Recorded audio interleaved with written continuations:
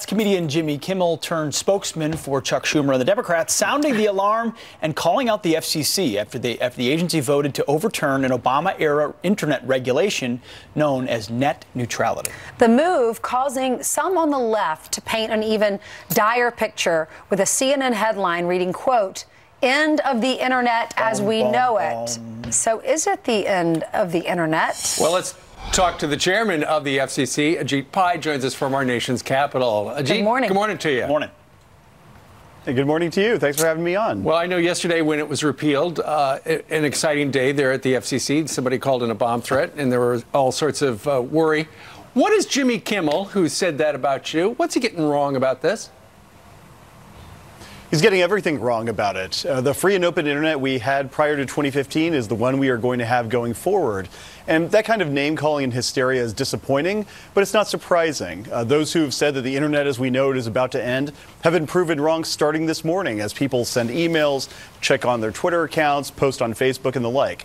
We have a free and open internet going forward, and the FCC and the FTC going forward are going to make sure that happens. Ajit, boil this down for us, because it feels complicated, because one says net neutrality looks fair and equal, yet what you've done has opened it up, as you said, to a free and open internet. Simply put, what are people missing? What does this boil down to?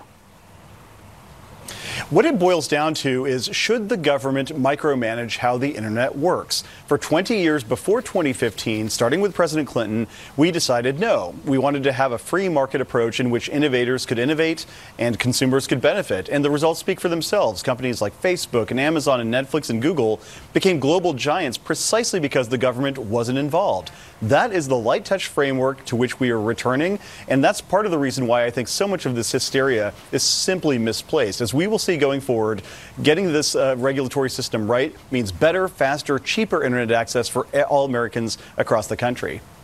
So I heard earlier that 30% of America only has one choice when it comes to their internet choices. So does this mean that those companies they're not going to start raising rates on those families, are they?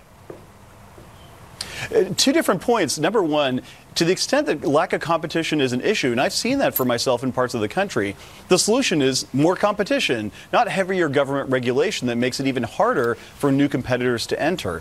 Number two, as I said, the FCC and the Federal Trade Commission are going to continue to be cops on the beat. So if there's any company, any internet service provider that acts in any competitive way, we will take action accordingly. Okay, here's what I want to know.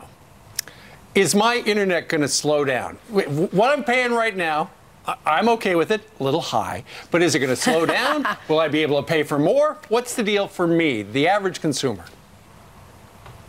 And look, here too, I think there's been a lot of misinformation. Think about how far we've come from the 20 years starting in 1996 until these rules were adopted in 2015. We went from 28K modems and AOL CD-ROMs in the mail to gigabit fiber and 4G LTE. So going forward, the internet is going to speed up. We're going to see better and faster and cheaper services all across the board.